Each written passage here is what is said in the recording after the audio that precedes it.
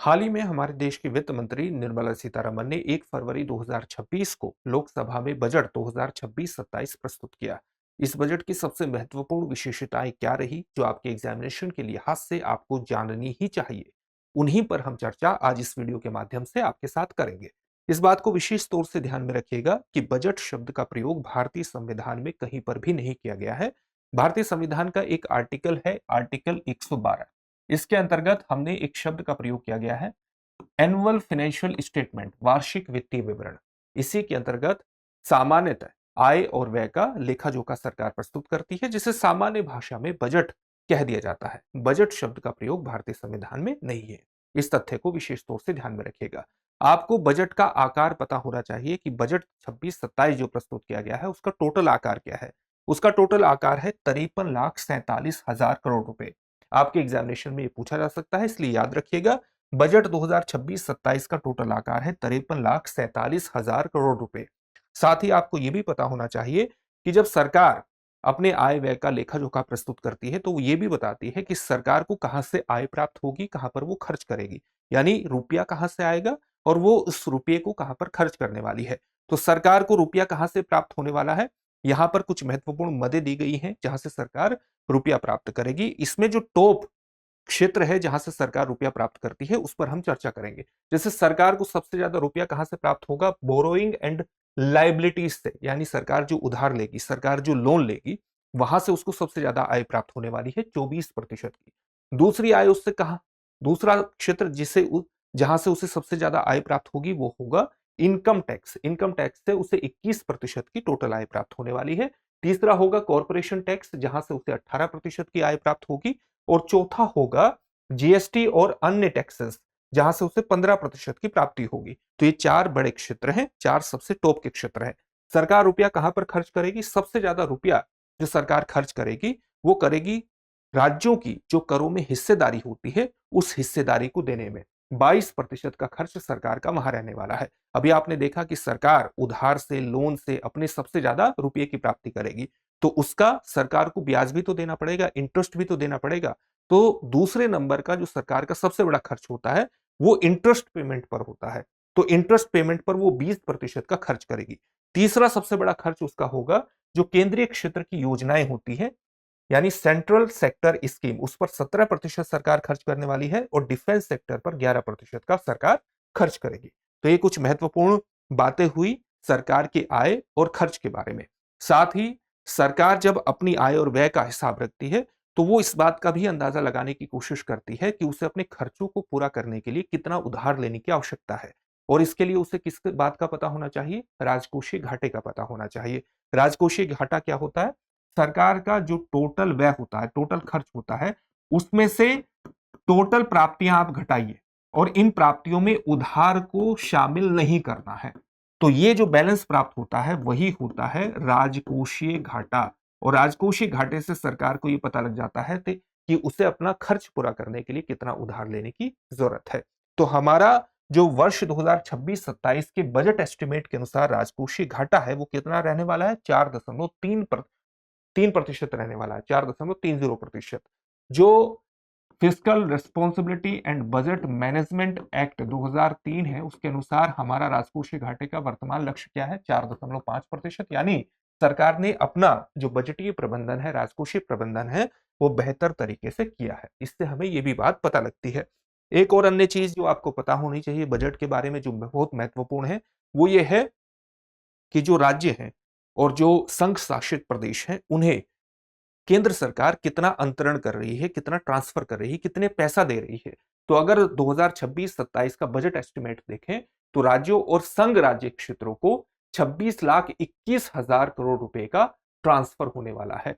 कुल पैसे का ट्रांसफर होगा। साथ ही सरकार ने वित्त आयोग, जो 16वां वित्त आयोग है, जिसके अध्यक्ष डॉक्टर अरविंद पनगड़िया थे और जिसकी सिफारिशें वर्ष 2026 से वर्ष 2031 तक लागू होगी, तो उसने सिफारिश कितनी थी, क्या की थी कि जो राज्यों को ऊर्ध्वाधर, जो वर्टिकल हिस्सा है सरकार का, एक प्रकार से जो उनको वितरण केंद्र सरकार पैसा देती है, 41% की जो उनकी हिस्सेदारी है, उस हिस्सेदारी को बनाए रखना है। यानी सरकार ने 41% वितरण का जो वर्टिकल हिस्सा है उसको बनाए रखने संबंधी आयोग की जो सिफारिशें हैं उसको स्वीकार कर लिया है। तो 41% का जो ये प्रतिशत है, ये भी आपके एग्जामिनेशन में पूछा जा सकता है। वित्त आयोग, 16वें वित्त आयोग की सरकार ने सिफारिश को स्वीकार कर लिया है। सरकार ने बजट 2026-27 में अपने 3 कर्तव्य भी प्रस्तुत किए हैं। सरकार ने सीधे तौर पर कहा है कि उसका जो बजट है वो युवा शक्ति को समर्पित है। सरकार का लक्ष्य है, सरकार का संकल्प है, किसान, महिला, दलित, वंचित, शोषित, पीड़ित और पिछड़े वर्ग पर विशेष रूप से ध्यान केंद्रित करना। और इन पर विशेष ध्यान केंद्रित करते हुए उसने अपने 3 लक्ष्य निर्धारित किए, या आप कह सकते हैं 3 कर्तव्य, 3 ड्यूटी निर्धारित की हैं। वो ड्यूटी क्या है? पहली ड्यूटी है आर्थिक विकास को गति प्रदान करना। आर्थिक विकास को गति प्रदान करेंगे तो लोगों का जो कल्याण है, वेलफेयर है, वो निश्चित रूप से होगा। और साथ ही ये जो आर्थिक विकास है, ये धारणीय होना चाहिए, यानी पर्यावरण के अनुकूल होना चाहिए। हमें अपने संसाधनों का इस प्रकार से प्रयोग करना है ताकि वो आने वाली पीढ़ियों के लिए समाप्त न हो, इस प्रकार से विकास करना है। दूसरा सरकार का कर्तव्य है कि हमारे लोगों की आकांक्षाओं को पूरा किया जाए, यानी जो आकांक्षाएं हैं, जो लोगों की एस्पिरेशंस है, इस प्रकार की परिस्थितियों को उत्पन्न करना है, इस तरह की योजनाएं लानी है, इस तरह की स्कीम्स चलानी है, इस तरह का एनवायरनमेंट क्रिएट करना है ताकि लोगों को अपनी आकांक्षाएं पूर्त करने में मदद मिले, उनकी आकांक्षाओं को पूर्त करना है। और तीसरा कर्तव्य है सबका साथ, सबका विकास का सपना पूरा करना। एक ऐसे गवर्नेंस गवर्नेंस का मॉडल, एक ऐसे शासन का मॉडल एस्टेब्लिश करना है जिसमें सबकी भागीदारी हो, सबका विकास हो और सबका एक विश्वास एस्टेब्लिश हो जाए। ये सरकार का तीसरा कर्तव्य है। तो 3 कर्तव्य आपने जान लिए। अगली जो महत्वपूर्ण बात यह है कि सरकार ने अपने वृद्धि और विकास के 6 स्तंभ प्रस्तुत किए हैं। ये 6 स्तंभ भी आपको पता होना चाहिए। पहला स्तंभ है आर्थिक वृद्धि को बनाए रखना। दूसरा स्तंभ है विकास की बुनियाद को मजबूत करना। तीसरा स्तंभ है जन केंद्रित विकास होना, यानी ऐसा विकास जिसके केंद्र में आम नागरिक हो। चौथा स्तंभ है विश्वास आधारित शासन व्यवस्था, एक ऐसी शासन व्यवस्था जिसमें लोगों का विश्वास बने। पांचवा है व्यापार सुगमता और जीवन की सुगमता, व्यापार की ऐसी स्थितियों को उत्पन्न करना ताकि वो एक फ्लोलेस तरीके से अपने फ्लो में चलता रहे, पूरी तरह से स्मूथ हो। साथ ही लोगों का एक तरह से लाइफ को भी आसान बनाने की कोशिश करना और साथ ही राजकोषीय मामलों का बेहतर प्रबंधन करना, ये छठा स्तंभ है। तो ये 6 स्तंभ भी सरकार ने अपने बजट 2026-27 में प्रस्तुत किए हैं।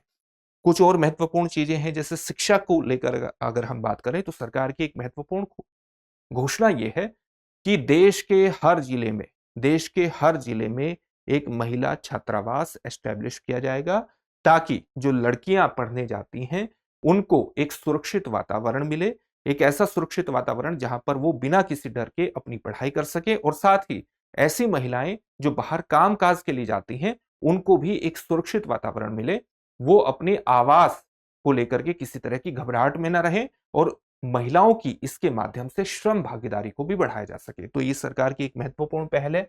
साथ ही जो शिक्षा, एक और महत्वपूर्ण घोषणा यह है कि जो बड़े औद्योगिक और लॉजिस्टिक गलियारे हैं उनके आसपास 5 विश्वविद्यालय टाउनशिप का विकास करना है। तो ये भी कुछ महत्वपूर्ण घोषणाएं हैं जिनके बारे में आपको जानना चाहिए। एक और जो चीज है जो बहुत इंपॉर्टेंट है वो ये है कि बजट 2026-27 में सरकार ने 7 हाई स्पीड रेल कॉरिडोर बनाने का प्रस्ताव दिया है, घोषणा कर दी है। ये 7 हाई स्पीड रेल कॉरिडोर कौन कौन से होंगे? ये होंगे मुंबई से पुणे, पुणे से हैदराबाद, हैदराबाद से बेंगलुरु, हैदराबाद से चेन्नई, बेंगलुरु से चेन्नई, दिल्ली से वाराणसी और वाराणसी से सिलीगुड़ी। ये 7 हाई स्पीड रेल कॉरिडोर है जिनका प्रस्ताव प्रस्तुत किया गया है। इसके अलावा एक और महत्वपूर्ण योजना की घोषणा की गई है और वो योजना का नाम है बायोफार्मा शक्ति। यहां शक्ति की फुल फॉर्म क्या है? स्ट्रेटेजी है। ये एक रणनीति है। किसकी रणनीति है?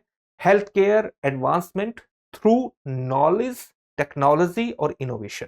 इसके माध्यम से भारत को वैश्विक स्तर पर एक महत्वपूर्ण बायोफार्मा मैन्युफैक्चरिंग हब के रूप में डेवलप किया जाएगा। भारत को वैश्विक स्तर पर एक महत्वपूर्ण बायोफार्मा विनिर्माण क्षेत्र के हब के रूप में डेवलप करना है और इसके लिए 10,000 करोड़ रुपए का प्रावधान किया गया है।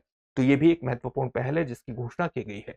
साथ ही बजट में 4 राज्यों में रेयर अर्थ कॉरिडोर डेवलप करने की भी घोषणा की गई है और ये 4 राज्य कौन से होंगे? केरल, तमिलनाडु, आंध्र प्रदेश और उड़ीसा। जब हम रेयर अर्थ एलिमेंट्स की बात करते हैं, रेयर अर्थ एलिमेंट्स, तो आप जानते हैं कि इनकी संख्या कितनी है? 17 है, जिसमें से 15 जो है वो लैंथेनाइड श्रेणी के अंतर्गत है और 2 कौन से हैं?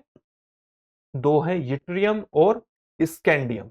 तो ये 17 रेयर अर्थ एलिमेंट्स हैं जो आधुनिक उद्योग की रीढ़ है। इनका प्रयोग कहाँ पर होगा? इलेक्ट्रिक व्हीकल्स में इनका प्रयोग होता है, इनका प्रयोग इलेक्ट्रॉनिक्स में होता है, इनका प्रयोग वाइन टर्बाइंस में होता है, एरोस्पेस में होता है, मिसाइल टेक्नोलॉजी में होता है, एयर आर्टिफिशियल इंटेलिजेंस में इनका प्रयोग है, एलईडीज में इनका प्रयोग है। तो बहुत आधुनिक अर्थव्यवस्था की रीढ़ है। और इसकी जो खनन है, जो प्रोसेसिंग है, जो निर्माण है, मैन्युफैक्चरिंग है, उस पर चीन का कब्जा है, उसकी सप्लाई चेन पर 60 से 65%। ठीक है, तो इसको चीन पर निर्भरता को कम करने के लिए अब भारत क्या करेगा? इन 4 राज्यों में रेयर अर्थ कॉरिडोर को डेवलप करेगा। क्यों इन 4 राज्यों में करेगा? क्योंकि रेयर अर्थ एलिमेंट का एक महत्वपूर्ण स्रोत क्या है? बीच सैंड, जो मिनरल्स हैं, जो बीच सैंड मिनरल्स हैं, जिसमें मोनाजाइट होता है। ये मोनाजाइट में यूरेनियम और थोरियम के अलावा रेयर अर्थ एलिमेंट भारत जैसे देशों में स्रोत हो सकता है। तो इसके माध्यम से भारत में एक एक आत्मनिर्भरता की दिशा में प्रयास किया गया है रेयर अर्थ के क्षेत्र में।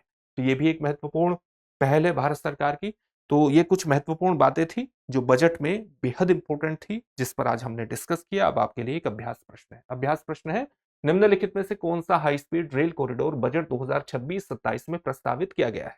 आपके सामने ऑप्शंस हैं, दिल्ली जयपुर, मुंबई अहमदाबाद, हैदराबाद बेंगलुरु या पटना रांची। इस प्रश्न का उत्तर कमेंट बॉक्स में कमेंट करके जरूर दीजिएगा। साथ ही अगर आपको हमारी वीडियो अच्छी लगती है तो चैनल को सब्सक्राइब जरूर करिएगा। आपका एक सब्सक्रिप्शन हमारे लिए बहुत बड़ी बात होती है। वीडियो को लाइक करते रहिए, शेयर करते रहिए। फिर से एक नए सेशन में आपसे मुलाकात होगी। धन्यवाद।